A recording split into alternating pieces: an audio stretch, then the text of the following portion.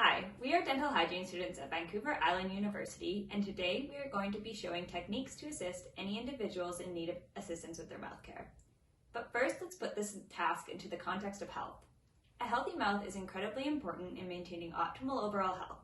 Our mouth allows us to eat the nutrients we need and to communicate, but it can also house infection and disease. The World Health Organization reports a proven association between poor oral health and overall health, for example, with diabetes.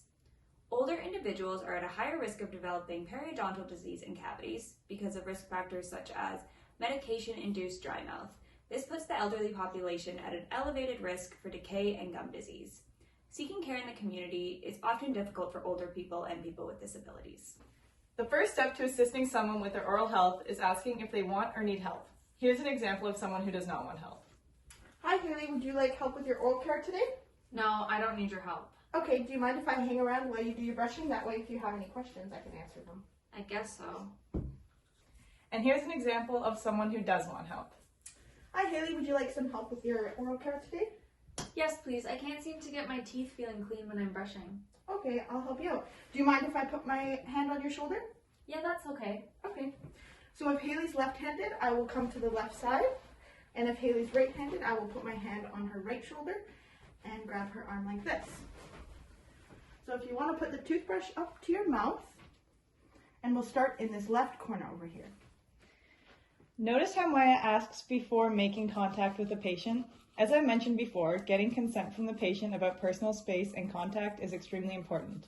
Once gaining consent, a good option for helping is to be behind the patient and with a hand on their shoulder.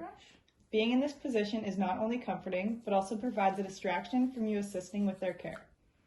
When assisting someone with brushing, there are a couple main points to keep a focus on. Keeping the brush towards the gums to ensure you're getting the bacteria under the gums.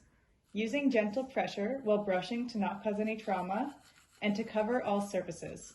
Here Maya is gently guiding Haley's hand to meet these points. If your patient has trouble spitting out the toothpaste, use a very small amount. So you can spit into that cup there. Thanks, Maya. Do you have any suggestions for helping me clean between my teeth? I can't seem to get the food out from between them. Yeah, so this is called a floss holder. It has a bigger handle and allows for easier access and easier to hold. Would you like me to show you? Yes, please.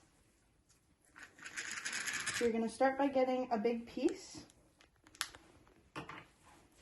and then threading it on the flosser. Wrapping it around the spool and doing the same to the other side.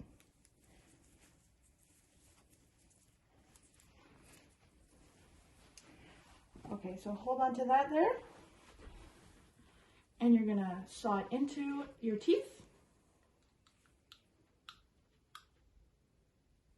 Although it seems time-consuming, flossing is extremely important, and this tool makes flossing a little easier.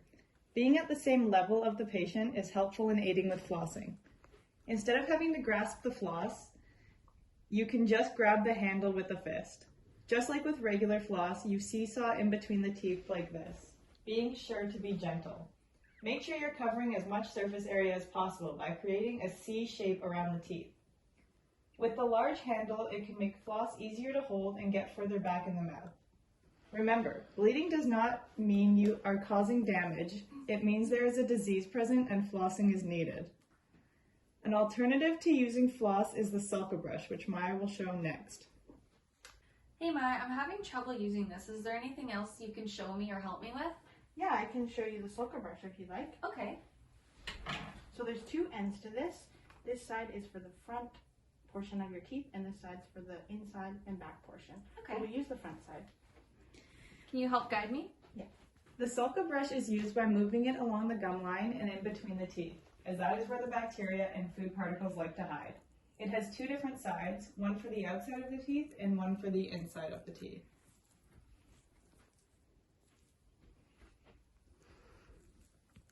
Wow, thanks Maya. I really like this tool. Great, let's do it again tomorrow. Okay. Finding what works for each individual is an important component of adequate mouth care.